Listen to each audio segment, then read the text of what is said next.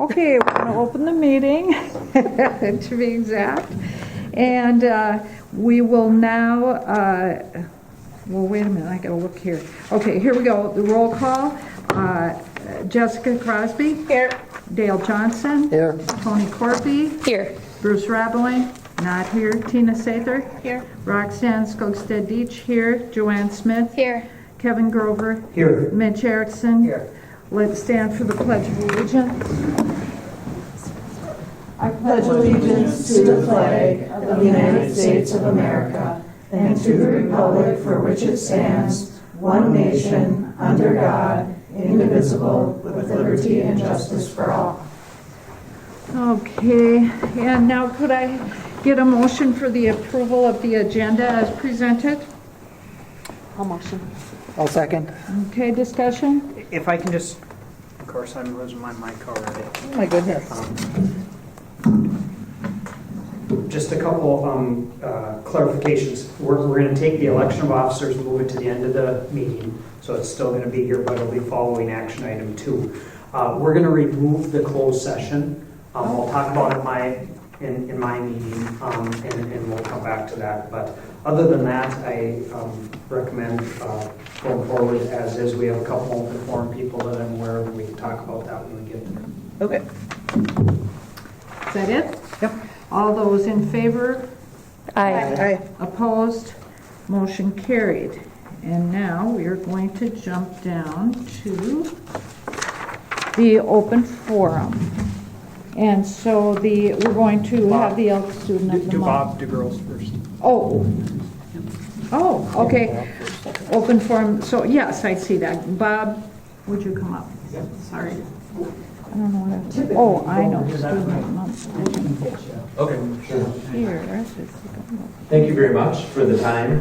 This is really just an informational opportunity. My name is Bob DeGrosse. I'm a resident of International Falls. I'm a member of the Rotary Club of International Falls, and I'm also involved with the Rotary Club's Welcoming Community Initiative Working Group.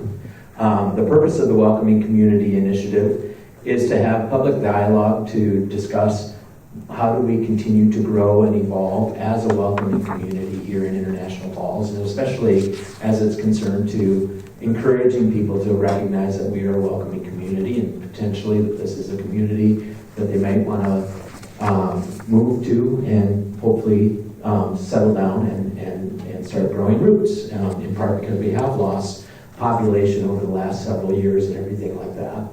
Another aspect of it, of course, is as we do encourage new people to come to the community, the likelihood is that they will probably be representative of a variety of different backgrounds, maybe not of backgrounds that we're familiar with right now. So how do we welcome these people? How do we welcome people into the community and encourage them to see it as a positive place to be?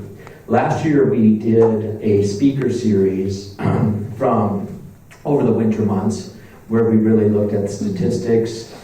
We looked at other communities that are taking on these welcoming community opportunities, and we also looked at some of the lesser represented groups that we have potentially in our community and everything. This year, we're going to be working with the Northspan Foundation, and we've been identified as one of their inclusion learning cohort communities, and so they're going to be working with us to host a variety of different workshops. Starting February 1st will be our first one, and that's actually going to be a time when we're going to be doing and encouraging people to come and attend, and we'll be doing a community survey about what works well in our community, what can be improved in our community, what are the benefits that we already have, what are the benefits that maybe we should consider trying to incorporate in our community. Following that initial workshop on February 1st, there will be a series of other workshops through about early summer or so. And I just really came here today to encourage you all as school board members to participate in this opportunity. And I also encourage the school to spread the word amongst the students at the school as well, because obviously we want people from all different walks of life, both elderly and young, whoever it might be, to share their perspective at these workshops that we're hosting. So, Typically, we don't have a lot of conversation back and forth, but are there any questions? I did send to Kevin some background information on what we're doing, and I know that you have printouts of that. So I encourage you to read it over, and like I said, just encourage you to participate if you have the time. Thank you. So, thank you very much. Thank you. Thank you. We'll do John next, and then I'll... Okay, John Sandberg.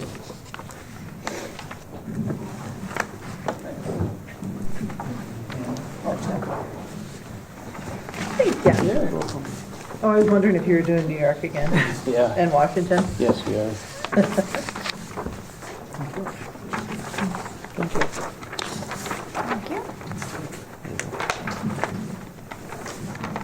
So tonight I'm here to talk about an opportunity for our 2024 seniors. A little history, this will be our third time that we're going. We went in 2017, we went to Boston, Philadelphia, New York, and then DC went to 4. And then 19 we went to New York City and Washington DC. In 21, COVID, so we didn't do it. And then 23, which would have been, actually I tried to get in 22 and with no interest.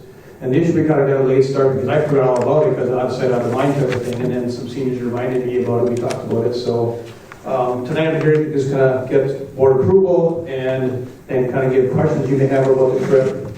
So this kind of shows you the itinerary that we have, where they're going. So we're going to fly out of Duluth, and then we'll go to Washington, D.C., and then spend a couple days there, then bus to New York City, a couple days there, and then come home. Right now we have 13 students signed up that are interested in going. So we're kind of looking for, me and Kevin both forgot, I forgot to kind of make sure the board is aware of this so we can start fundraising, because we can't start fundraising until it's approved by the board, the trip. So that's why I'm here tonight, is to make you aware that we're going to be doing this, and we kind of got the ball going early, probably late December, just kind of late start. So the 13 are right now looking at going, and wish you to look at the trip, and it's going from March 30th to April 3rd. So I'll be going with them as the chaperone, so right now we have 13. Okay, sounds really fun. Does. Any Yeah, great. My daughter comments or went- questions? My daughter went in 2017. It was amazing. Pretty She still good. talks about it. Yeah, it was, the company's awesome to work with, they're really good, we had, no issues, I mean, everything done from hotels to airfare to, everything is well planned and a lot of security, and it's, it's not unsafe at all, it's really good, it's a really good trip, so. Yeah, So- it was good. For the most part, like I said, somewhat we apologize for not coming to the board earlier, but it just kind of forgot and got going. I didn't put any action item on. If there's issues, let me know. Yeah, and let us know so we can we'll take care of those deal right away. with it. I Did they mean, pay for it themselves? Yeah, they pay for it, they, fundraise some. Fundraise. So is it 100% fundraised? No, No, No. the families put money it in. depends on the year, like the first year we went, we actually got a lot of fundraising money, we had a donkey basketball game, which was a huge fundraiser, and that pretty much paid for most of it that year. The second year I went, I only had 5 that went, we didn't hardly do fundraising because they didn't want to. This year wants to, so we'll probably raise some of it, not a lot, we'll do a little bit, but not a lot, so. Okay, It's so more is parent there, driven to fundraising, so. is there scholarship money for those who can't afford, or? I haven't looked for that, I don't think there is, so it's about $2,000 to go. But it pays for everything, so, I mean, hotel, airfare, bus to New York, all the, tickets to get into the places we go, so it's a pretty good deal, so. For what you're getting out of it, so. Okay. And it actually hasn't gone up in price because I looked at 2017, it was about the same price in 2017, so they haven't raised their prices in Nice. 7 years, so that's good. That is good. It's exciting. Yeah. Thanks. Awesome. Have Thank fun. you. Yeah, thanks.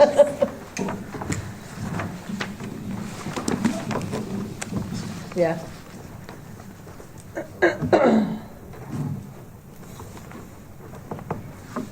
Okay, I'm sorry, I wrote some. Okay, and now we're on to the students of the month.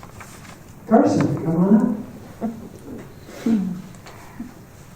Because I don't have. Oh, she's even in her uniform. That's awesome. Congratulations. Game night. I love it. Carson Corby is one of the Elks Lodge 1599 Students of the Month for January. Carson's parents are Tony and Colin Corby. Carson has excelled at Falls High School and sees the opportunity to earn college credit by taking 2 years of college in the school, CIS English, 2 years CIS Social Studies, 2 years CIS Math, and CIS Accounting. Outside the college level courses, she added classes like physics, journalism, and family and consumer science. Carson is in a plethora of activities outside of the classroom. Volleyball 6th through 12th grade, captain her senior year, hockey cheerleading 9th through 12th grade, captain the last 2 years. She co-founded, is that correct? And organized Casey's Closet since 2022. Minnesota Honor Society, 11th and 12th grade. She's the president, 23-24 school year, or both years? Okay, yeah, 23-24 school year. Student council, 8th through 12th grade. She's a historian. Prom committee, her junior and senior year. Mrs. Rudolph commented, Carson has always been an absolute joy to have as a student, from the sweet, energetic 8th grader to the mature, sophisticated senior she is today. Her smile and sunny disposition light up her room. She has always been a glass half full thinker and has positive energy rubs off on everyone around her. She is extremely hardworking and dedicated to everything that she is part of, both in and outside of school. She is a trailblazer and will make her mark on the world like she has on FHS. Ms. Lyons said, I have had the pleasure of being Carson's teacher, advisor, and coach, and have witnessed her impressive and meaningful contributions both in and out of the classroom. I can say without reservation that she is one of the most caring, kind, and driven students I have ever had the pleasure to work with. Her drive for success is particularly impressive. She always pushes forward and does her best. Carson also has many personal strengths that have taken her far. She is open-minded and very reflective. She will always help anyone, and her positive attitude is contagious. She has demonstrated excellence in all that she puts her mind to, whether it be in the classroom, volleyball, hockey, cheerleading, student council, or Minnesota Honor Society.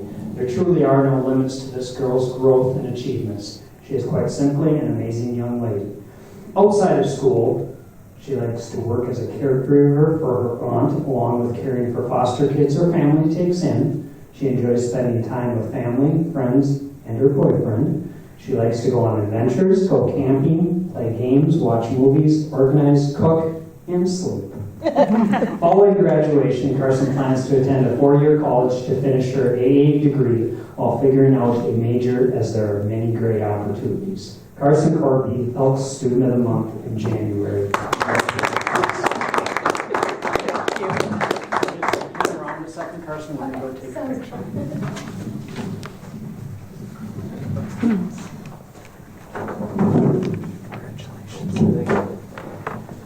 Christian Ramsey is one of the Elks, or is the other Elks Lodge 1599 Students of the Month for January. Christian's parents are Douglas Ramsey and Mallory Grover. Christian has taken college in the schools. He has English the past 2 years. He has social studies the past 2 years. He has designed a well-rounded high school portfolio with the addition of courses such as Anishinaabe Studies, Spanish 1, weight training, foods, drawing, and ceramics, to name a few. Christian has participated in football, basketball, and choir in the past years. Ms. Hamler said, Christian is a student that makes each classroom better every day when he's a part of it. He is kind, respectful, tolerant of all, and positive about whatever task is in front of him. I am so proud of the student and young man he has grown into as he enters the world. Christian is the epitome of FHS Students of the Month. Mr. Sandberg stated, Christian has been an exceptional student in the concurrent enrollment classes these past 2 years. He checked all the boxes that determine success in difficult classes. He is prepared, dedicated, engaged, and turns in quality work. He also is an exceptional person in that he cares for, is compassionate towards, and listens to his fellow students. He is a joy to have in class and will be a very successful adult. Outside of school, Christian likes to spend time with family, enjoys being outside working on stuff. He also likes to fish and ride his four-wheeler around when he has free time. Following graduation from Falls High School, Christian plans to attend Rainy River for a year and finish his AA degree and follow with a career as an electrician, possibly looking at going through an apprenticeship program to learn the fundamentals of the trade. Christian Ramsey, Elk Student of the Month, January. Okay, mic's on, please. And we'll resume now. And the next thing on the agenda is the audit presentation.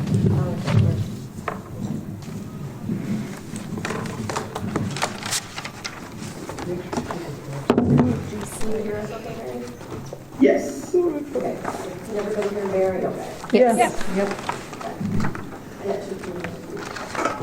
Okay, Mary, whenever you're ready, Mary, we are going to, kind of raise their hands and take that question.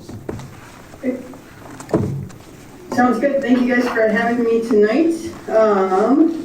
We This finished is up probably the the audit easiest. probably about the end of November. Just time frame didn't work to squeeze it in before the end of the year, but definitely we met all of the requirements and the state statutes, deadlines, everything like that.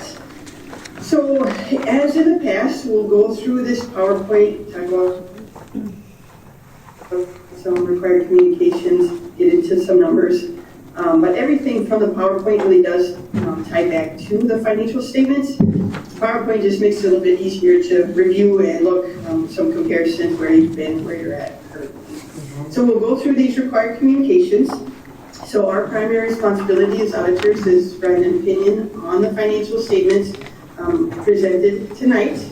We do review internal accounting controls. Of course, we want to make sure that there are some in place and that they're working. Of course, we can't test every transaction, so we do some detail level transaction testing, and then we test in comparisons current year to budget and then current year to prior year. If anything looks out of the ordinary, we do additional testing for those as well. The district does spend over $750,000 of federal dollars, so we do test single audit with the audit as well. Significant accounting policies, those are going to be outlined in Note 1. So new standards this year. Last year we had ISD 87 regarding leases. This year is subscription-based information technology agreements, ISD 96. So anything software related, we had to look at those agreements and see if they actually had to be booked as an asset for the district. Page 3 here, so within the bound documents, remember there are going to be management judgments and accounting estimates. Big one is special education. We go right up until the audit and take the newest numbers that we can to get the best estimate there. And then your net pension liability, of course, is updated every year. A new estimate comes out, we do update for that. Go to page 4 here. Definitely no difficulties in performing the audit. Got everything from Stacy pretty timely. Corrected and uncorrected misstatements, just year-end adjustment to state aids, just trying to help Stacy out there at the end and get the audit wrapped up and get ready to be issued. So, not uncommon. Page 5, overall summary of the audit results. So here are the financial statements. We issue an unmodified or a clean opinion. So highest level of assurance that us as auditors can give. 3 material weaknesses as in the past. So we do prepare the bound documents. We get the general ledger from Stacy, just put it in the bound document. That does get reviewed before we issue it. We just do it all day, every day. A little bit easier for us to put together. Lack of segregation of duties. We've talked about this in the past. There's not quite enough accounting staff to break out all of those separation of duties there. And then audit entries, like I talked about, just coming in and helping Stacy out at year end. The information you're getting month to month is accurate. It is just the year-end adjustments that we come in and help with. Uniform grant guidance here to your single audit. So the major programs, we did Education Stabilization Fund and Child Nutrition Cluster there. No findings, so really clean audit report that way. Minnesota legal compliance, deposit investments, I believe this will be fixed, just approval of safekeeping. And then contracting and bid laws, just needed a responsible contractor verification. Talked with Stacy going forward, both of these should be corrected.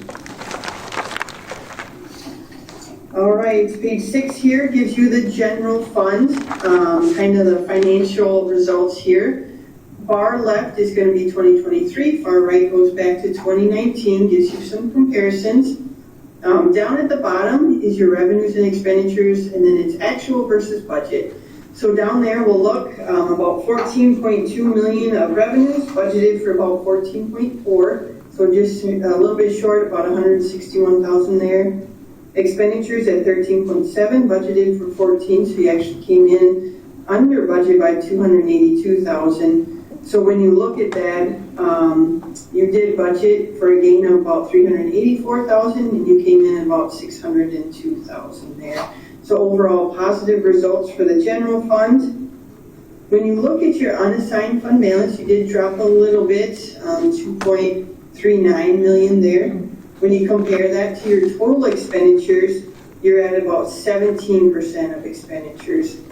Right where I would expect you to see you, anywhere between 10 and 20% is kind of where you want to be with a district of your size. And then restricted fund balance, you can see that grew 1.4 million there. A lot of that is going to be due to LTFM. So you did increase that by about 740,000 this year for future projects there. Okay. Page 7, here's your food service fund. Again, top shows the current year and prior years. Down at the bottom, we'll focus on total revenues, about 684,000. Budgeted about 593, so it did come in positive 91,000. Expenditures at 661, budgeted for 609, 52,000 over budget. Again, all of my schools saw this come in, just the increase in food costs there was unexpected. But when you look, you actually budgeted for loss and you had a gain. So you had a positive result of about 39,000. Now, food service fund, not supposed to make money, as you can see in 21, 20, minimal income there. So again, if you have a few years, which you'll probably see, you're going to spend down some of that fund balance, and the state actually recommends that as well. Next one is your community service fund here.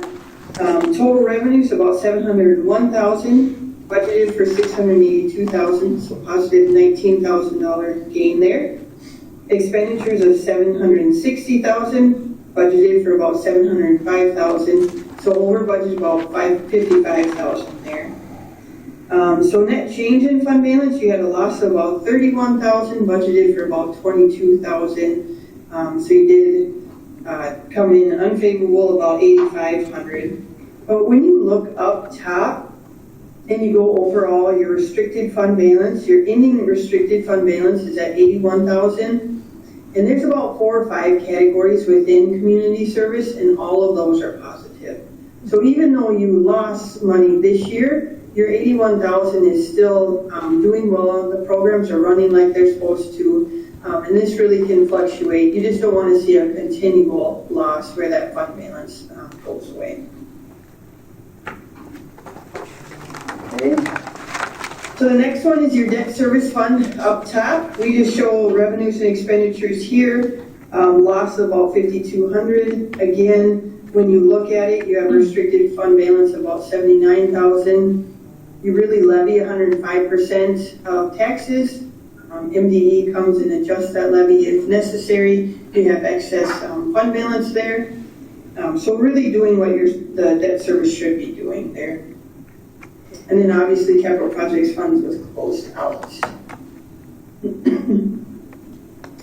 So here we kind of show the sources of revenues for the district overall.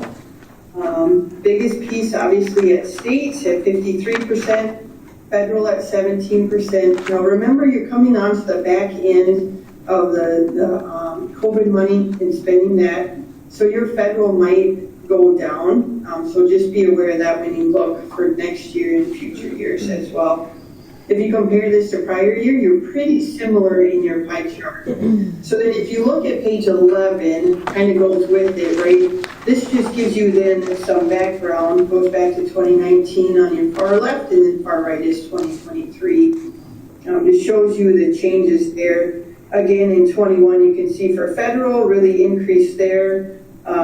So I would expect, you're going to be down to probably about the 2020 levels pretty soon once all of that money rolls out. Charges and services increased. Remember last year, students had to pay for meals. So that's where that went, and that's why you'll see that increase. And then again, this year is going to be changing that funding again. So next one is where those revenues get spent. Here you can see definitely biggest piece of that is going to be your regular instruction, where you want it to be, And then it coincides with your special education as well, pretty big piece of that. And then community education, we talked about those expenses increasing. So here you went from 3% last year to 5% this year. So again, on page 13 then, you'll see the bar chart. A little bit drop in regular instruction that was offset with your special education and then community education there as well. And you could have spent some of the COVID dollars in regular instruction as well last year.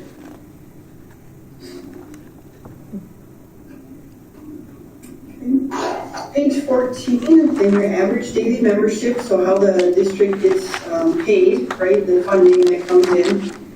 Here you can see your overall resident ADMs increased just slightly.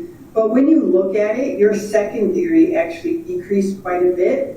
So then when you take that into account for your weighted average daily membership, you actually dropped in funding. So that's why you'll see some of that drop from state aid.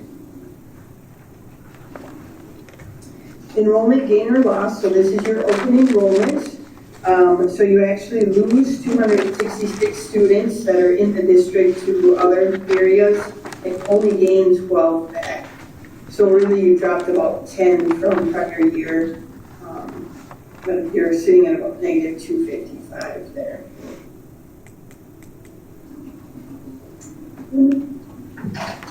We just like to show your expenditures per weighted average daily membership, so we do take that weighting into account here.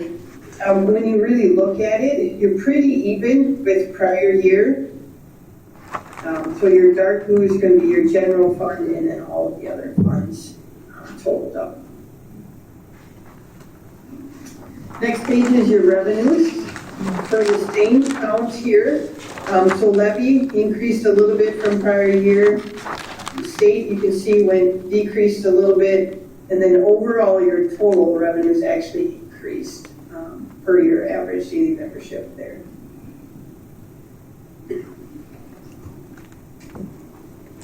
Okay, so that was a quick overview of the end of the year. Any follow-up questions or comments?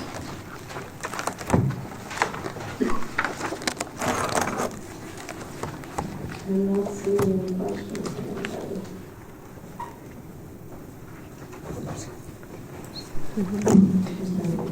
Mary, going back to, roughly the 600,000, I just want to make sure, not just us, but people listening also realize if you want to say the balance in the account, so to speak, grew roughly 600,000. But the key there is the unrestricted really didn't change much. Keep in mind our unrestricted is what we can, spend on anything. What grew was, I'm going to say in the restricted, mainly in the LTFM, which is money for buildings. Now, some of that is because, just say if a project didn't get done in June and it got paid out in July or August, that money rolls over. Or you can, not get projects done and it grows and it has to. So, that's the kicker that we have to realize. For the most part, we were flat. We didn't add to, I'm going to say, our savings account other than we added for what we can do projects on the building. Is that a fair statement, Mary? That is very accurate, yep. Okay. So your unassigned is really, paying daily operations, and then those restricted categories are specific ones, and your LTFM, correct, would have to be spent on building projects and things that would be approved to spend on. I just didn't want, I'm going to say all the outside groups going, hey, you just grew at 600,000, and so I wanted that on the record. So other questions for Mary? It's quick. I have one. Okay. I don't even know how to say it.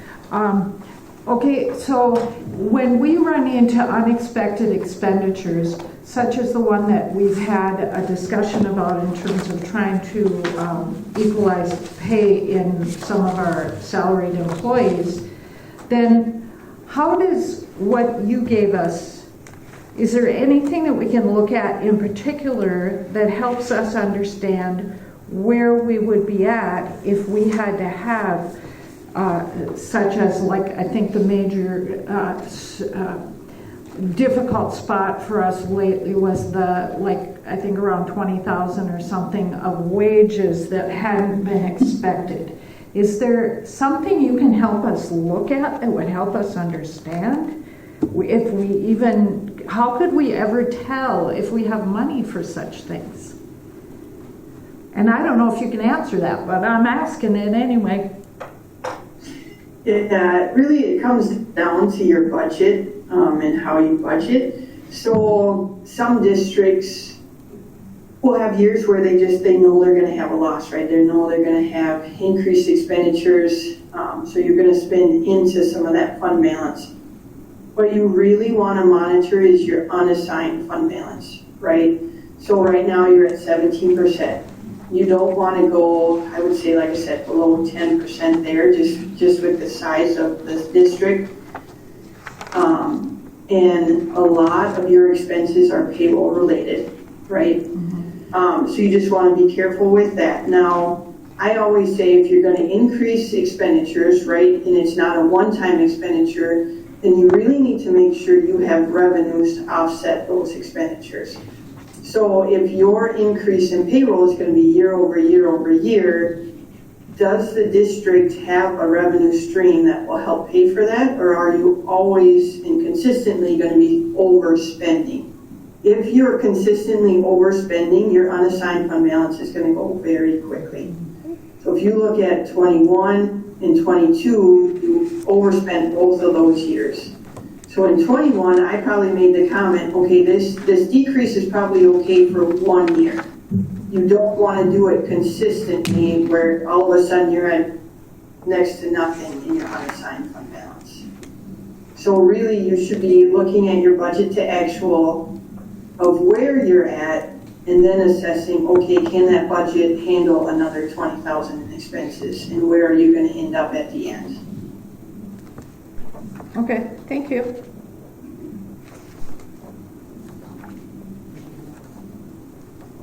Anybody else have any questions? The only comment I would thank Mary and her team, and Stacy in the business office, because the audit is not a fun time. It's not. I mean, it's a great thing for us. I mean, meaning that you have someone come in and look things over to make sure everything is how it should be. But there's a ton of work that goes prior, during, and even after. And so thank you for the patience, Mary, because it isn't always, they're here to get it done, and we have a lot of things going on. And then thank you to Stacy and her staff that pull and hopefully get everything that Mary and her crew needs. So thank you. I agree. Thank you. Thank you. Thanks. Thank you. Okay. Okay, and now, do we have? Yep. Oh, Okay, do we? Sorry. You ready? Yep, if you put up, so what I have here is, on the docket here is a presentation from the Northland Special Ed Co-op. And I mentioned to a few of you last week that and you're going to see here in a few minutes, there's about 40 slides. We're going to run through it very quickly because a lot of it is very similar to what we did as far as a facility study. And they're going to do the study that the Special Ed Co-op, which we're partners in with, I think it's 9 districts, you can count them on there. And since I think back in 2019, they've been working to figure out what we're going to do at some point, meaning either remodel that building. Again, Virginia Rock Ridge now is the entity that has owned it, and we've rented it. And as you can imagine, and I don't say this in a bad way, they've been a good, they've been good renters or rentees, or however you say it, leasing. But on the other hand, they haven't put any money into it. They know it's an older building that at some point they're either going to sell, get rid of, tear down, whatever. So we're going to run through this. We're not doing anything tonight. And actually, the whole slideshow is not completely updated. You're going to get an updated version next month with the hope of taking action. And you'll see what the ask is going to be in a little bit. But at some point, the Special Ed Co-op, because Virginia is not going to, they don't want to give the $1, give the building away. And we as the new owners are either going to have to update that building, or look somewhere else. And that's what we're going to quick run through, kind of.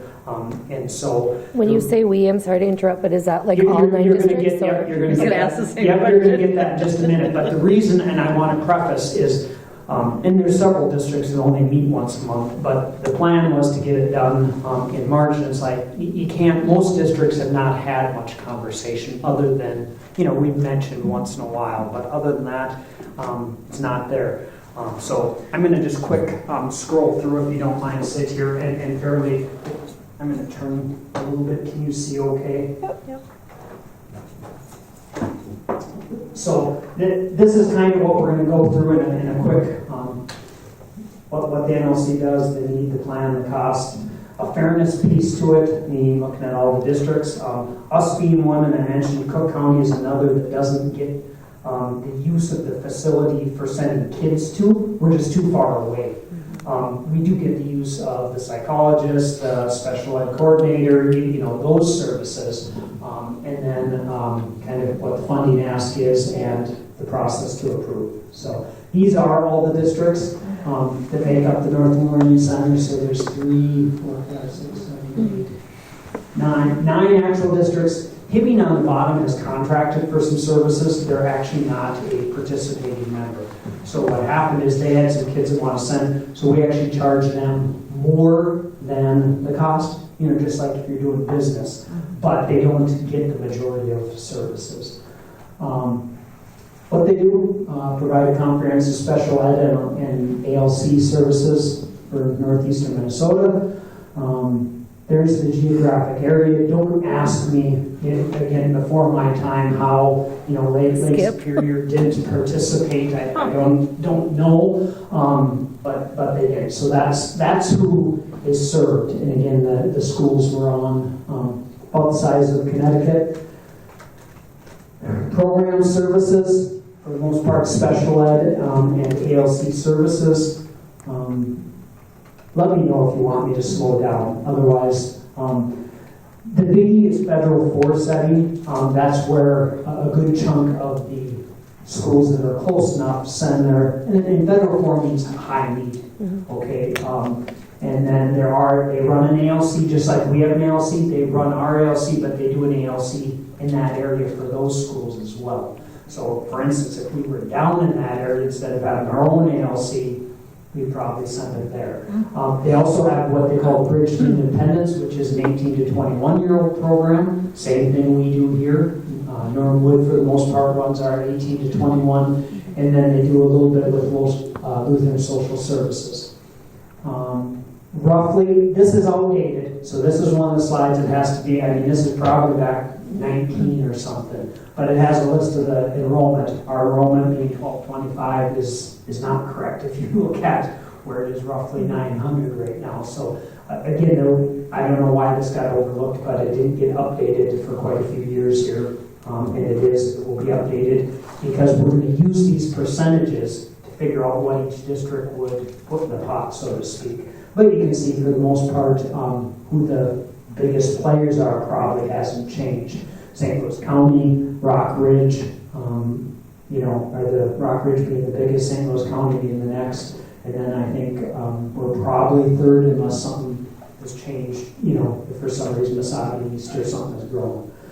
The mission and goals of this project, first of all, to continue to provide services, because again, for the most part, and I'm just being honest, I'm sorry, I'm going to just move right here. Yeah. The worst thought, and I'm just being honest, is if we had to go out and have our own special ed services. We're not big enough where we really need our own special ed coordinator, let alone having, getting sites, getting all the special services that they provide, and that's where the majority of the rest of the districts are. Even Rock Ridge, St. Louis County, that probably are big enough, it's still that problem. All of a sudden you need, some special service, and then maybe 2 years later you don't need it. And so it seems to be, and again, across much of the state, that the same thing happens. The bigger schools have their own, but as you get to a certain size, even some of the bigger participate in co-ops. So that's what they're there for. like I said, roughly 4 years. It started back in 19, maybe even before, looking at, what would the needs be? To be honest, the needs in special ed are growing just like they are for us. They're growing for the area. And so that's been some of the conversation. Like I said, they're in, I don't know, when you come into Virginia, go like right by the sawmill, there's a stoplight. You actually turn left there and go down about 2 blocks or so, and you turn left again, and it's down about a block, so it's in that neighborhood, close to the mall, Kind of by Target. What's that? Kind of by Target. Yeah, but like I say, it doesn't even get to, I forget what, used to be Hardee's, I think, now Yeah, it's something Hardee's. else. It's before that back in. It's a great location, and it's been good, but again, it has needs. It's an older building. You're going to see that here in just a second. Here is the makeup of that building. There is a newer edition, 96, but you go all the way back to 1925. Jeez. In a big chunk of it, even 1955, old, 53. And so you're going to see pictures that, I don't want to say make our stuff look good. I mean, that's not right. Boilers look very similar, but a lot of the heating systems are actually even older than what you'd see walking around here. So obviously, and it's just going to paint the picture. Obviously, it's some of the worst case scenario. A lot of old pneumatic controls, air handling. There is some been added, but a lot of it there isn't air exchange in it. Air conditioning, there is one rooftop unit for, I think it's a boardroom, and then a couple, pack units for some offices. But without air exchange, it's tough. No dehumidification. You're going to see the basement is actually not usable. I mean, it was at one time. It's flooded several times. They've taken up most of the flooring, most of the piping. And again, it's fine as long as not all that is asbestos. When you start remodeling, there's going to be some large costs when they have to remove all that. Again, just old controls stuff, automation. Like I said, we have a little pneumatic stuff here, but it's about gone. It's old school. This is what I was talking, the basement, because it's flooded and constantly. There's nothing down there other than storage. They did have some offices, but they had to move them over there. Interior flooring, how do you say it, Dale? Terrazzo? Is that? There is some stuff that's There's very some terrazzo nice, there? Okay. but the tile in the second, and I'm going to say fourth pictures, anywhere there's tile, it's in rough shape, to be honest. But the terrazzo, yeah, it is waxed. It looks pretty nice. Sagging ceiling, a lot of the tile and stuff. And it's not that it's been wet. It's not like mold. It's just it's been there so long that it's soaked in. In plenty of places where stuff's just happened and it hasn't been fixed or upkept. Roofs. The latest roof repaired 1996. Or the oldest, going back, that hasn't been is 96, there's some 2010, but for the most part, 14 years is the newest. So as you can imagine, just like our stuff, 20, maybe you get 25 years, but it has some major needs coming up.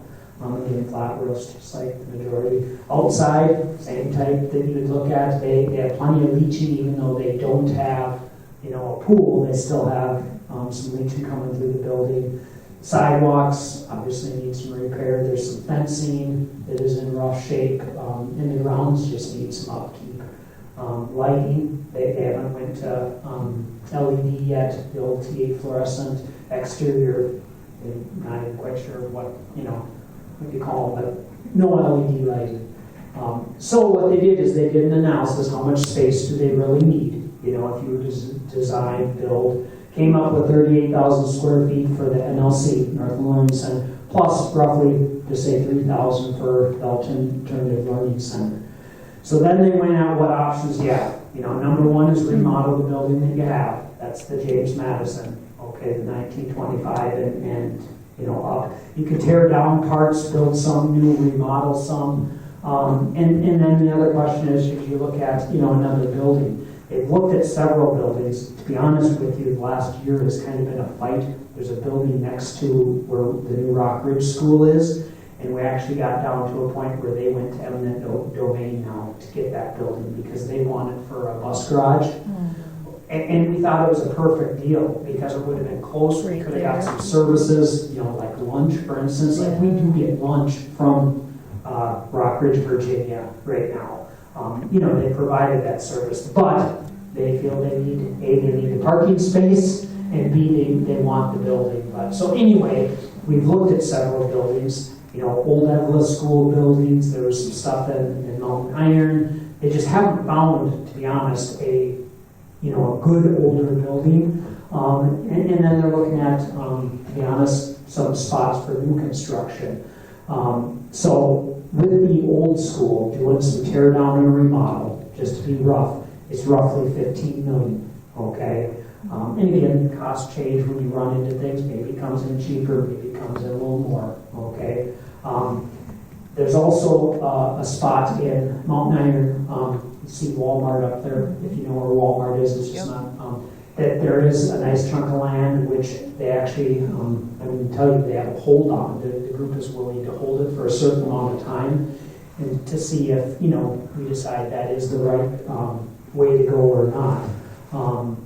So it's roughly the two pieces, red and blue, are 5 acres, total cost of $600,000, which again seems like a lot of money, but it's commercial property. It's not my ball game.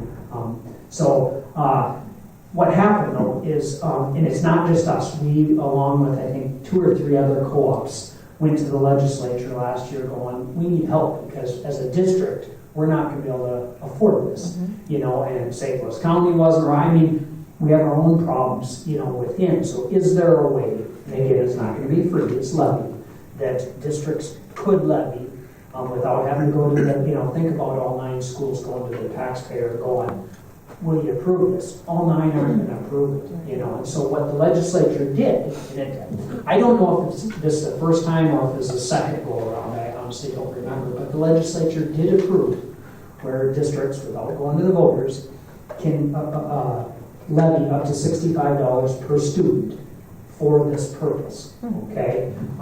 So long story short, we also got a sales tax exemption, which most schools that have been building have, so that saves. If you were to build something or even remodeling, all the sales tax you'd pay, we get that exemption. And you'll see those savings here in a minute. And then, luckily, and again, riding the tails of the schools that are IRRR districts, we have 10 million. We recently got another 600,000, so we have 10.6 million from them. Oh. So for the most part, here is, if we do a new facility, keep in mind a remodel was roughly 15 million, okay? The new building would be roughly 15 million, okay? Then some additional costs, permits, fees, contingencies, the land, roughly 3 million, comes out to be 18.2 million.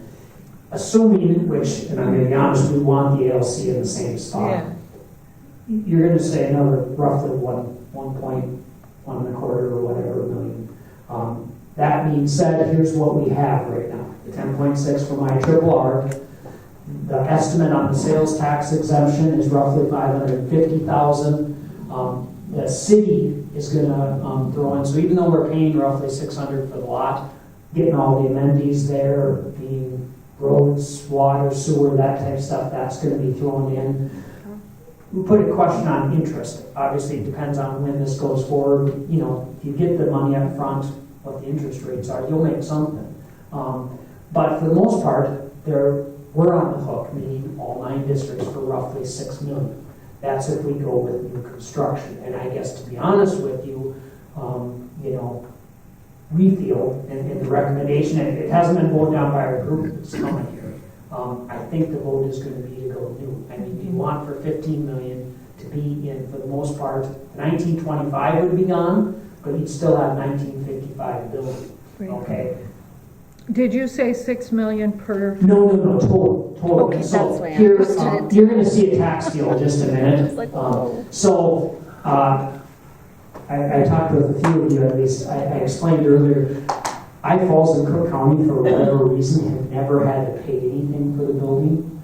And I guess to be honest, even though we don't send kids, we get, the coordinator, we get the sites, all of them have offices. And we should have been paying something. I'm not saying. We pay for the services, we just don't pay. Correct, we don't pay for any, and so, of course, when this came up, yeah, we probably should be paying something, so I can't argue that, and so there is, what they're looking at is us paying 50%, us in Cook County compared to what the others pay, and I don't think it's a bad deal, I'm just gonna be honest.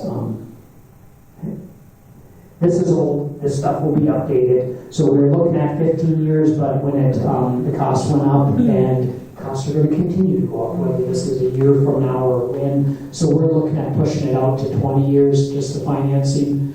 Again, it will be leviable, and again, some things that need to be updated. IRRB 10.6, the estimated earnings, we don't know, depending on what interest rates are. And the beginning, we don't even have a date until this is done. This was prior. This is annual, and so I just want you to look at this as I Falls. So annually, I'm just picking a $200,000 home would be $4. So for the most part, our levy could go down that much. I mean, you might not even see it change. And so I'm just saying. And again, this will be updated next month, and so $4 or $5. I mean, again, it is something because every dollar is a dollar, but to not participate. And because that's what's going to happen. If anyone doesn't, it's going to be who's going to be in the co-op because we have to do something. Right. Rockbridge doesn't want their building. And on the flip side, we could take it for $1 and use it for a year or two, but even the cost of demolition could be a lot of money, or whatever. So St. Louis County got taken care of. They had a problem because they were maxed out leviability prior to the $65 being passed, so that's what that little comment was. But here's the kicker, like I said, we have to see if all districts are on board. I think we're all going to be, but until it goes to you that vote, we can't guarantee that. But the piece that I guess I would say is if we don't, what is our plan for special ed services? I mean, we could look at BRIC, but again, there's going to be some costs, belonging to that co-op. BRIC is the Bemidji area. Oh. If they would let you in, I don't know, or you take on yourself.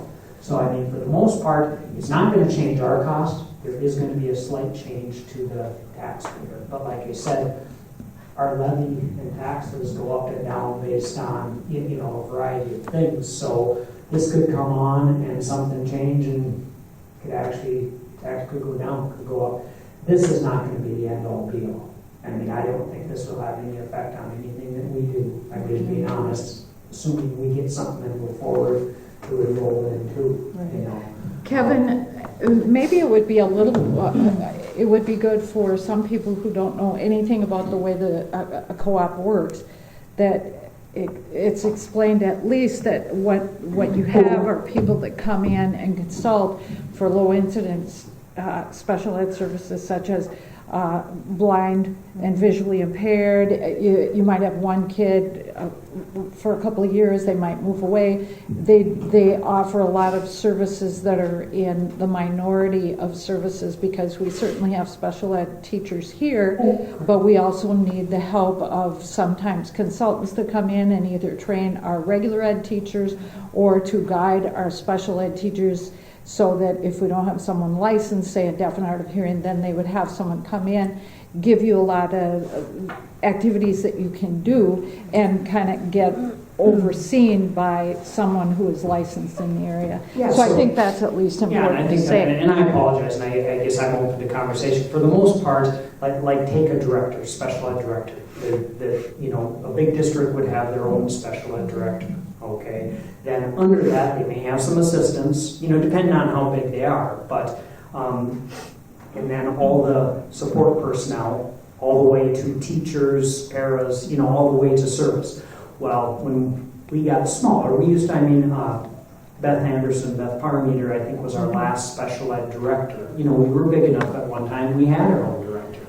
and I don't know who was before that and whatever. We still got, Colleen Nardone was one of the sites, we contracted then for all the special services. For some. Well, for some special services, yeah, we've had our own special ed teachers. We still do have our own special ed teachers. If there are special needs, that's where we either get, like I say, like right now, the psychs, they come out of the co-op. If we need someone for, test hearing, blind, and impaired, if we need speech services, we could get them through the co-op. We've been fortunate enough to be able to get them through Rainy Lake, the hospital, for many years. Same with OT and PT. Or I should say OT and PT, we've gotten through the hospital. So, but if we couldn't get them, the co-op would. It's more reasonable most of the time to get them here where we're not paying the travel. Speech, same thing. We hire our own. That's our choice. Some of the districts get speech through the co-op, but we've been fortunate enough to be able to, with Seth and Becca, we just hire and we have a need now. As we get, whether we get smaller or bigger, and if you need more and we can't get it here, it falls back on the co-op then to provide. Or if we get small enough where, hey, we only need a half-time.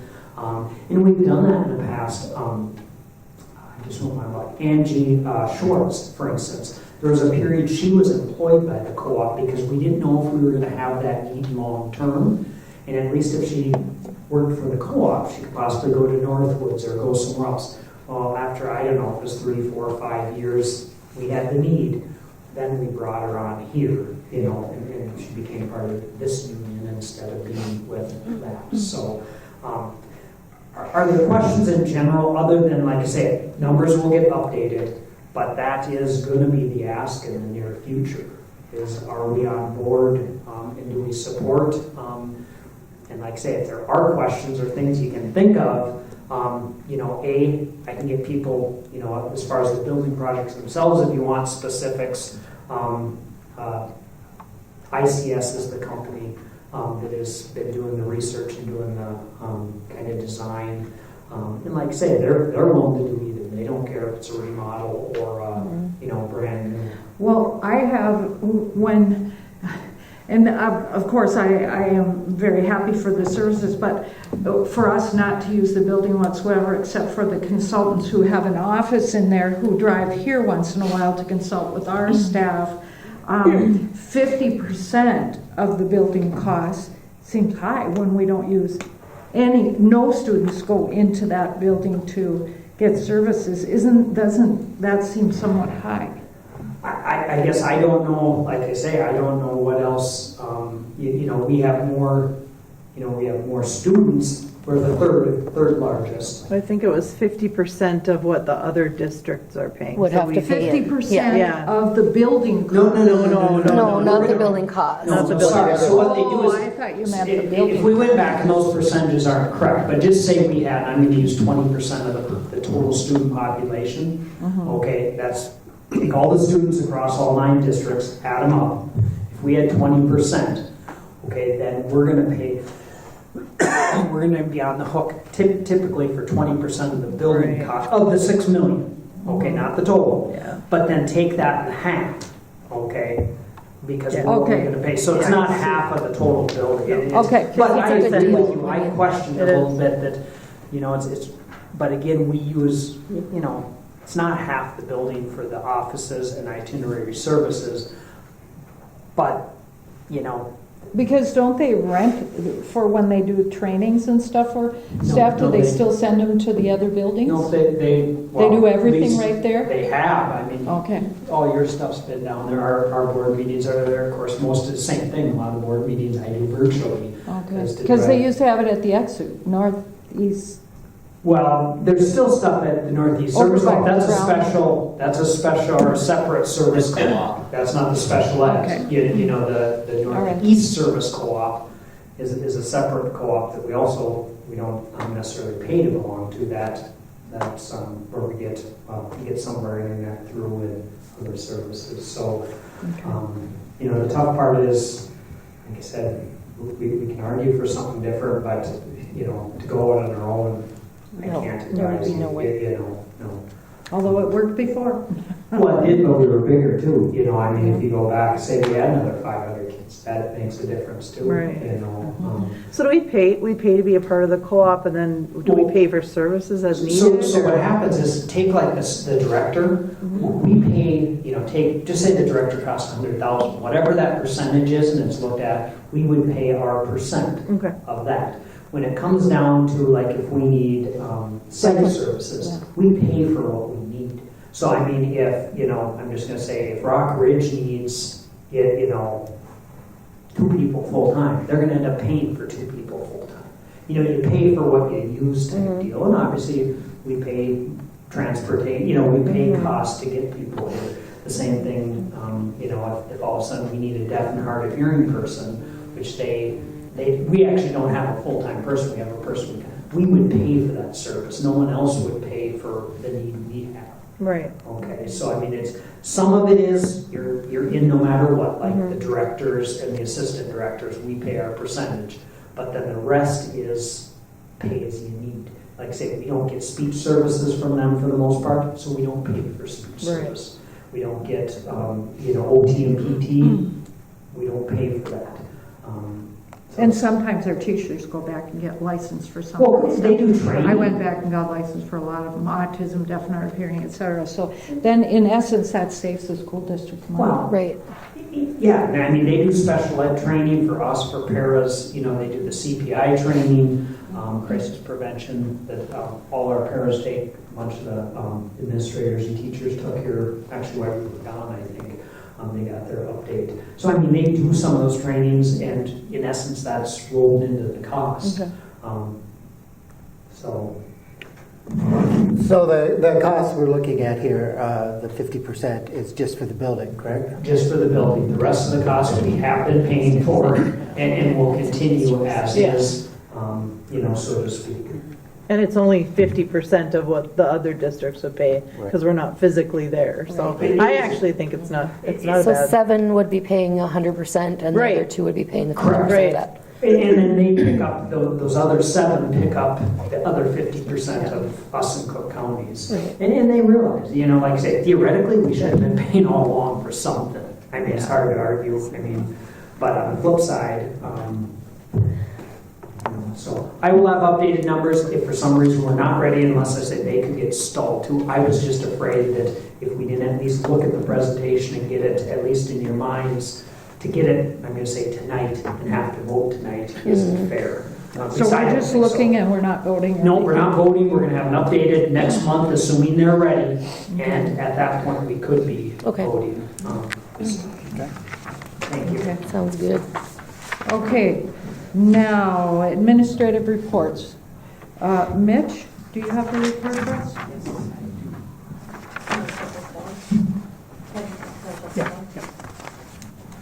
All right, so student council, we did bell ringing for the Salvation Army for our community service hours, trying to get more involved in the community. That was very successful. We did that sometime in December there. We had Christmas bingo with 4 classes winning a prize. We had a tie for 3rd place. And then Winter Sports Week, that is next week. That is our big thing going on for Student Council. We are doing 2 pet fests, one for middle school and one for high school. The middle school one, grades 6 through 8, will take place January 22nd during the 7th hour. That's going to be around 2:30. And the high school one will take place around 4th hour at 11 a.m. on Wednesday the 24th. We were planning on doing a big boot hockey tournament and a big sledding type thing at Rainier. We were going to plan it during Winter Sports Week, but there is no ice anywhere until just about this week. I think we're just getting info now that they would be able to have. So we did postpone that, so we will be doing a boot hockey tournament among the school. It will have teams sign up. That'll be sometime in February. We just have to wait for that ice to come in, and then we'll be good to go. Otherwise, that'll be sometime in February. The Minnesota Honor Society, we are doing a senior scholarship night. That is going to be on February 7th. This is where students can come and get help with resumes and see what scholarships will work for them. That is being put on by the Honor Society, and we're hoping to get a couple teachers and I think Mr. Scott Riley or someone with finance a little bit. So we're just going to ask around and see what other people are available if they want to come and attend. That is going to be February 7th. Cape, they did Muffin Monday. to welcome students, back. And that was with the Cape Coalition and teachers and staff, and they also had our Christmas party. Any questions? Thank you. If you want to give to the street person. Okay, Missy's not here, so Tim. has. I have Missy's Oh, report. Missy reports their enrollment is up 1. They're at 456, or from 456 to 457. They had a new first grade student. They had 10 staff members applied and were approved with Falls Education Foundation grants. Purchases have been made and items are coming in daily. At Monday, January 15, teacher in service, staff watched a video, Right to Read, and then staff did group discussions talking about the best practices for teaching. The end of quarter 2 is Monday, January 22nd. Preschool registration will open Friday, February 9th for currently enrolled families, and it opens for the remainder of the public on February 16th. FES kindergarten registration will also open Friday, February 16th. And then Falls L has their spring conferences scheduled for Wednesday, February 28th from 4 to 8 p.m. Should I do mine? Yes, please, sorry. Hoping you didn't have any questions. Okay, our enrollment is at 518. We're actually up 4 from last month, and we're up 8 from last year this time. We also had a video on Monday the 15th. We watched the video about the truth about reading, and we discussed the READ Act, which was passed last year by the legislature, and how we're planning to proceed with the training mandates coming forth. We also discussed our middle level plan in the remainder of the morning, and the teachers worked in the classrooms in the afternoon preparing, getting the quarter 2 grades ready and preparing for quarter 3 semester 2. Mitch already mentioned winter sports week coming up next week. Our date for quarter 2 ends on Monday, January 22nd, just like the elementary. And then we have a presentation coming up on February 1st. It's being presented by a nonprofit called Change the Outcome. It's going to be for all students in grades 8th, 9th, and 10th, and the ALC. The presentation is going to educate and raise awareness and understanding of substance abuse disorders. Lori Yuso, our school social worker, and Kate Olin, our local juvenile probation officer, spearheaded the scheduling of this with the nonprofit. They're going to come and present at no charge. Thanks. And then I mentioned they are going to the ALC. And that's all I've got for this month. How many did you say you were, the It's going to be grades 8, 9th, and 10. No, I meant how many students? 518. We're up 4. Up 4. I actually got another one this morning. We have another one coming back, so we might be up 6. Thanks. Good. Excellent. Thank you. Beth? Our rec Bronco Boys swimming has started, and we had 4 boys that are in that program. There's really been no changes at the pool. It continues to be busy. Fort Francis's pool is still closed, so my lifeguards say it's very busy. I've checked in the mornings, and all our lanes are full with the deep pool also. So it continues to be very busy. We had 3 lifeguards do refresher training over the winter break, and we will have a lifeguard class in early June. The last 2 years, we have collaborated with Camp Cooch. They have a lifeguard instructor, and they use our pool to train their staff to be lifeguards, and then they train any of ours for free. Nice. And they do a program, so it's only 1 day. They come in and do all their life-saving skills and pool skills, and it seems to work out really, really well. And that will be early June. We are looking for swim instructors, and we have been advertising for that, and also some youth people looking to do youth programming, and training is provided for them that want to be swim instructors.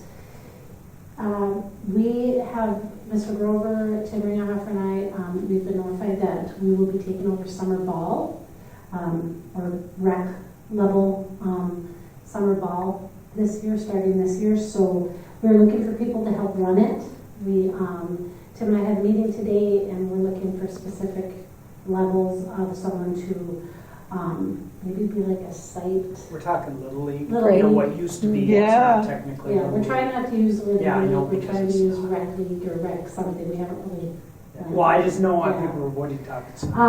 So we just found that out, and we're having conversations on how we're going to transition into that. Will this replace what Nikki Silver's Yeah. read? That's Okay. Oh, that's what I was gonna ask. Yeah,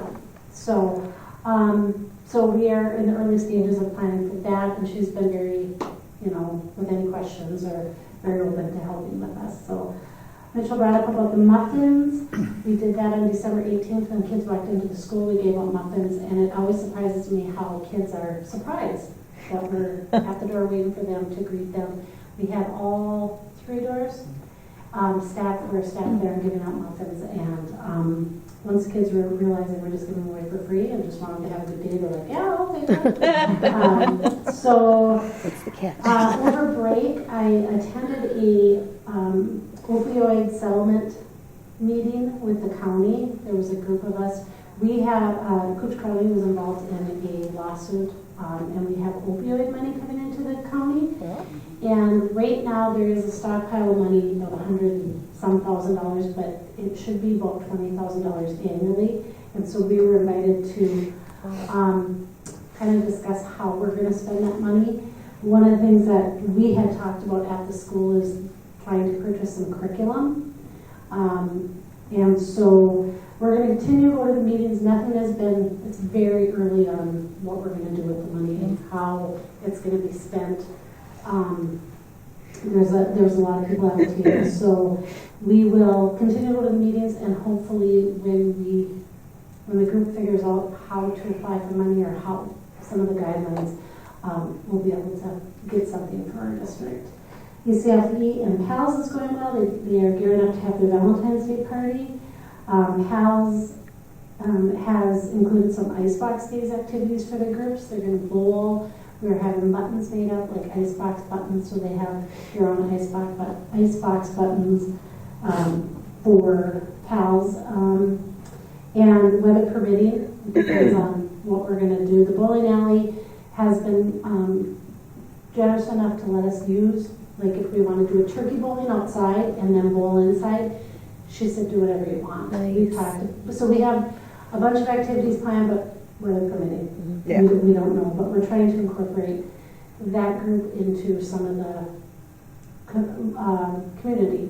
That's awesome. I have met with 3 different entities this week about future planning, so watch for some new things coming. And the advisory meetings are September, November, February, and March, the 2nd Tuesday of the month at 11 o'clock. Thank you, Beth. Kevin? Okay, a couple things. First of all, being kind of January, I thought I would give you an update going back to my personal goals or the goals the board helped set. There were 3 goals. First, maintenance of buildings, and I continue to do monthly walkthroughs in both buildings with Missy and Tim, and then whatever I'm going to say deficiencies we find, we put in writing, and then for the most part check back and make sure things have been updated. For the most part, it's kind of like, I hate to say, you can always find something, and try not to be nitpicky. But there are, things we find, and for the most part, things have been getting addressed. There are a few things that have come up that seem to be sliding and put in writing, and it seems to be getting taken care of. So that's where we're at with that. Budget and staffing and the facility project. We'll talk about the facility project a little more here in a little bit. Assuming a decision's made tonight, more of that planning will continue on. I would like to talk about setting some meetings to start talking about budget and planning. You have a resolution later in the meeting, which is normal, that you have to pass the resolution for us to make recommendations. So our thought, I'm just throwing it out, would be to start the next meeting is February the 20th. It's a Tuesday because of President's Day being. We would like to start part of that meeting, possibly being a little longer meeting again, maybe use an hour or 2, start laying some stuff out. Throw the next Monday in there, February 26th. I'm just asking. And then that should get the majority of things kind of thrown, at least where we're at, the basics on the table. And then probably do the same in March. Go, the regular meeting is the 18th, and then have the following Monday, the 25th, and to see where we're at. Long-term goal, if there are reductions, they have to be done, I think, by the end of April. Obviously, we want to plan and, not jump, but as things come out, it takes time, and Tim and Missy will be working on scheduling and stuff. That's part of it. Not saying all of it will necessarily be ready by the end of February, but we should be getting a pretty good picture. So I'm asking, I guess, we don't need any action. With those Mondays work, like say, not trying to make a 4-hour meeting or anything, but like tonight, if we went to had our presentations, knock on wood, I think it would have been, maybe an hour or maybe not even, and then spend an hour or whatever we want. Sounds good. Yeah, I think so. Okay. And the third is wellness. We continue to coordinate monthly meeting of a wellness committee. We have secured some funding for some of our projects. There was some money through the Northeast Service Co-op. We got $1,000 through the Falls Ed Foundation. You heard a bunch of the teachers, what Missy say, 10. You'll see the donation here coming forth because we do all the ordering when it comes in, and they cut us a check of actual cost.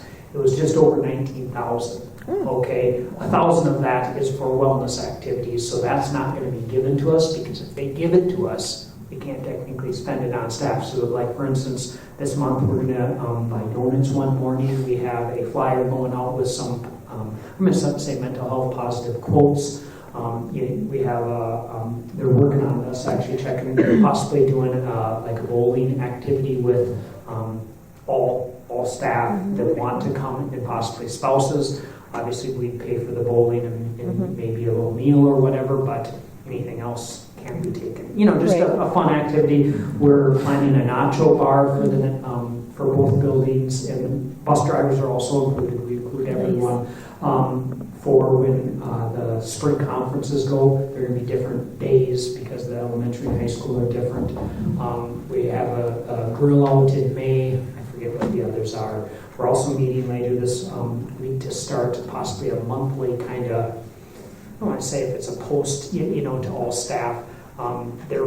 It's a start to possibly, I'm just saying possibly because we're not quite there, doing what's called like a Wellness Wednesday or something like that, where every week stuff is put out, and we're actually going to try and work regionally with some other schools that are doing similar, so that maybe we don't, and the same with them, have to create all of it. If we put all of our, stuff in a bucket, we could use pieces, and so it's going well. So that's where I am goal-wise. Just some updates. So we talked budget meetings. We have some dates set. I talked with Rob, assuming we move on. We have something later. He gave me 4 dates that wouldn't work in February, but and that's the 1st, 2nd, 12th, and 26th. So assuming I'm looking for a date that you'd be open to meeting with him to talk about August or November. That's going to be a piece we're going to have to talk and eventually make a decision on. And then secondly, and that would be made at a regular meeting. But then secondly, what we talked possibly about some other things if we need more information, and getting I'm going to say a plan. If we go in August, how do we back things up? If we go in November, how do we back things up and start? So I just thought somewhere in February we should probably look at, again. So that's in addition to the February 26th meeting? Well, I don't think we should make it part of the 20th or 26th because that very well could be an hour plus, I don't know how long. And so, like I say, Really? What's that? I don't. She doesn't want a 4-hour meeting, I don't know why. Somebody better bring snacks. So I guess I'm open. I don't know if everyone has calendars. I mean, it doesn't have to. Okay, give those dates again, Tom. Rob can't. He's open to anything other than the 1st, 2nd, or 12th, or 26th.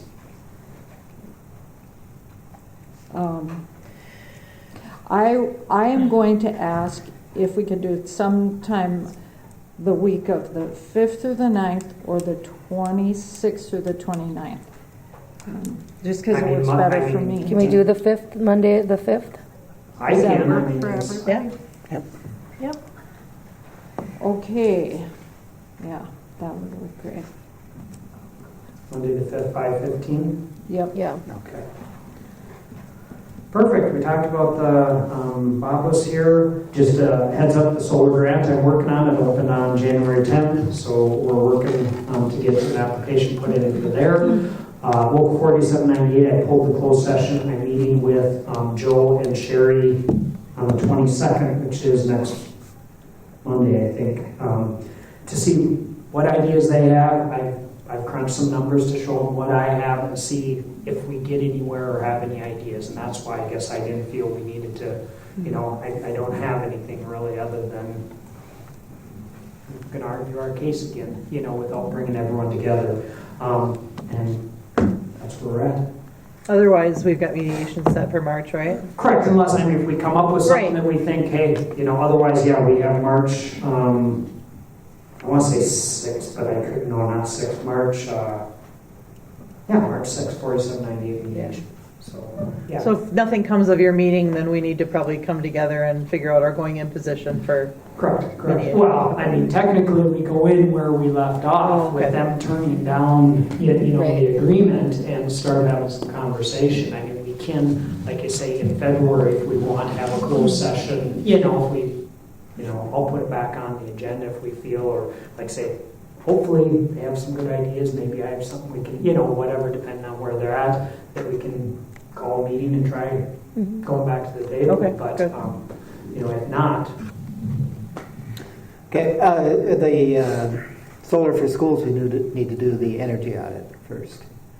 And we need to do that soon. No, we have what we need. I have stuff. What happened is this Wolf Ridge, I think it's called Wolf Ridge. I gave them our energy usage, and they've done a rough estimate of what the solar, our demand would be.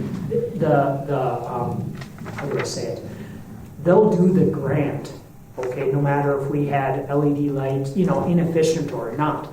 We can move forward with having like Minnesota Power or different ones come in and do some more energy audits, but the solar piece, we can still move forward whether we're the most efficient or least efficient on this grant. Okay. Okay, so does that make sense? I mean, well, I'll hand you the information I got, and then. Okay, because like I said, I met with this Paul. I think he's the one that presented to was it Livingston or I forget the guy's name now. Anyway, he got me the numbers. Like I said, we had an original.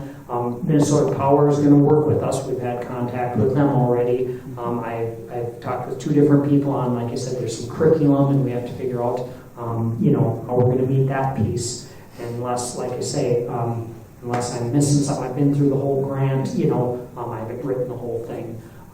The first part is, I mean, it's lengthy, but it's not overly where we can't do it. So unless I'm missing something, I haven't got that piece, but they do talk about in one of the frequently asked questions or something about, you know, we should be looking at, you know, just like our windows are horrible, you know, what's our plan to get them replaced? You know, if we have T8 light bulbs, you know, what are we doing? So I'd be more than happy to, you know, maybe offline, Dale, have a conversation, but and I can show you the actual grant language or whatever. I didn't see it unless I'm missing something, but they. And that, John? Other questions? Otherwise, I don't have any more on a report. Okay, questions? No? Okay, now we move on to the consent agenda. Could I have a motion to approve the consent agenda? I'll make the motion. I'll second. All those in favor? Hang on, just one. I just wanted to make one comment, just so you're aware. Number 12, which is the Iron Range officials, it's 22. We're officially recognizing because technically, I don't think we have ever. They update that, and we contract for our officials, and so we're paying them based on those rates. We should have, and so that's why they're on there, just to be heads up. Yeah, I think that's all. Is that it? That's all I have. Yeah. Can I just ask 3 general questions? I noticed on the payments, the accounts payable, we're paying bond payments. How often do we pay those? Is it quarterly or? Twice a year. Twice a for year. Debt service payment. Oh, okay, okay, I was just curious. And then CAPE funding, where does that come from? That is the grant, okay? Oh, that- that's that a grant. Janessa and Beth are. Yes. So it's grant, is that one federal or state? It's federal. Okay. We are going into our 4th year, so we'll start writing that federal grant. Oh, okay. Yeah. So all the money that gets spent on anything having to do with CAPE comes out of that? Yeah. Okay, cool. And then I noticed too, I never realized before seeing all this stuff, it's very good information about how much we pay for the officials for sports, to your point. Where does all that money come from? Is that like from the fees that the kids pay, or? That comes from our athletics. I mean, the fees, don't take it the wrong way, but just say $85 is a participation fee. Mm-hmm. You know, think of, I'm just going to say 20 kids playing an activity. Yeah. That's not much money. No. That doesn't even cover the coaches. Right. It doesn't cover the head coach. Right. So, I mean, the reality is if you look at costs of an activity, that's where that's coming out of. Okay. So when we spend $400,000 or $300,000 or whatever it is, that's where that money's coming from. So all those officials that we have on the All those accounts officials, payable. mileage, Are out of the general fund. Yeah. But it's tracked back to each sport. It's tracked back to activities in the Okay. sport, yeah. Oh, that's interesting. Okay. Yeah. Yeah. And it Okay. does, yeah, it's not just part of the, no different than the transportation. Sure. It goes to those activities eventually. Right. I was just curious. More questions, comments? Okay, all those in favor? Aye. Opposed? Motion carried. Now we're on action items. So under the concept of improving systems and structures to create a culture where all are welcome and supported, we have the resolution for acceptance of gifts and donations. Could I get a motion? I'll move. I'll second. Okay, and whereas School Board Policy 706 establishes the guidelines for the acceptance of gifts or donations to the district, whereas the Falls School District Board encourages the support of the district's educational programs through gifts or donations that meet the goals and objectives of the school district, whereas Minnesota Statute 465.03 states the school board may accept a gift, grant, or devise of real or personal property only by the adoption of a resolution approved by 2/3 of its members. Therefore, be it resolved that the School Board of International Falls Public Schools, ISD 361, accepts with appreciation the following gifts, donations, or grants received by the school district. PCA for Falls Elementary School Christmas Movie Day, $2,700. Rotary Club of Falls High School Student Speaker of $200. Arena Scoreboard Sponsorship Hasbargen Customs, $500. Box tops for education, FHS and FES, $55.20. Okay, all those in favor? Aye. Opposed? Motion carried. Now, the next action item is for, could I get a motion approving the resolution directing administration to make recommendations for reductions in programs and positions and reasons therefore? Could I get a motion? A motion. I'll second. Kevin, do you want to explain anything on that? Just so the board's aware, this is an annual resolution that directs this administration to come to you and start having these meetings, it doesn't mean you're having any cuts, it doesn't mean you could be having all kinds of cuts. It's the formal that you have to direct us to do that and start bringing new stuff. So it's been done every year as long as I know. Okay, ISD 361, resolution requiring the tally of write-in. No. I'm on the wrong one. Oops, sorry. It should be on the back side. Back of the Back of the other one. resolution, yeah, the acceptance of gifts. Resolution directing the administration to make recommendations for reductions in programs and positions and reasons therefore. Whereas the financial conditions of the school district may dictate that the school board reduce expenditures, and whereas there may be a decline in student enrollment projections, and whereas the reductions in expenditures and decrease in student enrollment projections may include discontinuance of positions and discontinuance or curtailment of programs, and whereas a determination must be made as to which teachers' contracts must be terminated and not renewed, and which teachers may be placed on unrequested leave of absence without pay or fringe benefits in affecting discontinuance of programs, be it resolved by the School Board of Independent School District 361 as follows, that the school board hereby directs the superintendent of schools and administration to consider the discontinuance of programs or positions to effectuate economies in the school district and reduce expenditures, and make recommendations to the school board for the discontinuance of programs, curtailment of programs, discontinuance of positions, or curtailment of positions as needed. Is the motion for the adoption of foregoing resolution was duly second? Oh, we already have the second. And so, let's see, I don't have to have a tally vote. Do I? Unless there's questions on that, we just need a vote. No. Okay, all those in favor? Aye. Opposed? Motion carried. Now I got Just so you're ahead of this next one, you can find it, Rox. We did the same thing prior to our special election.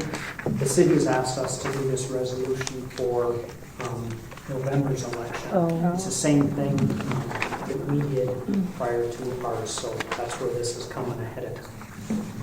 Okay, 1C is, could I have a motion to adopt the resolution requiring the tally of write-in votes only if write-in votes are greater than a ballot's candidate's total votes? Could I have a motion? I'll make that motion. I'll second. All those in favor?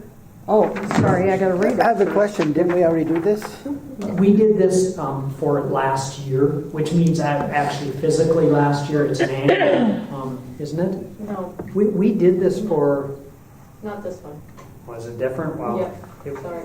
I thought it was the same one, but Sorry. it's good for a year is my understanding. You're thinking of Sorry. it. This is the first time we've ever brought this one to the table. So that we First don't- time ever? Yeah, so we don't have to, this came from the new county auditor, Joan Nelson, so that we don't have to, like the write-ins, you literally have to, the voter, I'm blanking. The polling? Election The judges? polling election judges would have to literally tally every individual write-in separate. Oh. So it's to avoid people from writing like Mickey Mouse, and then you literally have to tally. Okay. Yeah. Okay. Any more questions? This just means the write-ins basically don't count. Unless Okay. there was a ton. Well, unless there was You a know, a ton. certain amount, Yeah, it gets to so a certain. you don't have to count every Mickey Mouse, John Doe, and blah, blah, blah. Okay. Whereas Minnesota Statute 204B.09 Subdivision 3 provides that a school board may adopt a resolution governing the counting of write-in votes for school board elections. The resolution may require that write-in votes for an individual candidate for the school board only be individually recorded if the total number of write-in votes for that office is equal to or greater than the fewest number of non-write-in votes for a ballot candidate, and whereas the write-in vote counting process can be overly time-consuming and require resources, that does not result in a change of election unless a single write-in candidate receives the most votes for election. Therefore, be it resolved that the School Board of Independent School District 361 requires that write-in votes for an individual candidate for the school board will only be individually recorded if the total number of write-in votes for that office is equal to or greater than the fewest number of non-write-in votes for a ballot candidate. This resolution shall remain effective for all future elections until and unless the school board rescinds its resolution. Now, I got the motion already, I believe. Yep, motion and second. So, all those in favor? Aye. Opposed? Motion carried. Now, where are we at? Let's see, action for the votes. Okay, under the concept of maintaining our facilities to be welcoming, safe, and efficient for use by students and the community, could I get a motion to approve the community committee recommendation for 2 referendum questions for upgrades to the building mechanical systems, Falls Elementary School secure entrance and building maintenance? I'll move. I'll second. Discussion. So again, this is just generically supporting what the community committee recommended to us a couple months ago. Like I mentioned to you, the teacher union group is behind us. I have not gotten responses from the other two groups, meaning the paras and 510. It is what it is. Like I say, not saying they're against, not saying they're for, they just haven't taken a position at this point. So assuming this passes, we will then go on and I will get in touch with Rob and start, like you say, the planning. There are many formal resolutions and more in-depth stuff that will come. So this is just, we're on board, let's move forward. All those in favor? Aye. Aye. Opposed? Motion carried. Now we are ready for the election. Now, let me see, do we have something formal that we're reading? So you go back to Here it the is. front page election of the chairperson. You'll take nominations again. Oh, that's right, for 3. Okay. Could I have a nomination for chairperson? I nominate Joanne. Okay, are there any other nominations? I'd like to nominate Rox. Any other nominations? And any other nominations? Just 1 second, I'm still writing. Okay. That was 3 times, right, I think? I got it? It was, you did. Okay, good, thank you. Okay, all those in favor of Joanne, please raise your hand. 1, 2, 3. All those in favor of myself, raise your hand. 1, 2, 3. Tie vote. Okay, so, and because it wouldn't be fair to ask people to take other positions if they don't know what position they were going to have in the first place, we have to wait until we get this tie broken, which And Bruce will be back when? eventually get.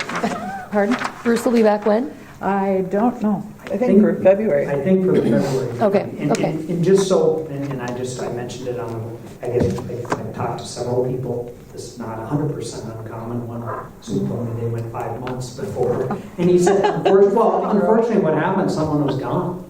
I mean, if and I'm just going to throw it. We knew you were coming, so I moved it to the bottom. I think that's only fair. If all of a sudden some night we have 5 people, it's going to be on each meeting, you know. Yeah. And so I mean, it is what it is. Right. I think everyone sitting at the table could run the meetings if they had to. So that's just the way the process will go. Committees will stay the same until you know the chairperson has the right to appoint those. So it is what it is. And we move on. So with that, I think we're at a point of. Could I have a motion to adjourn?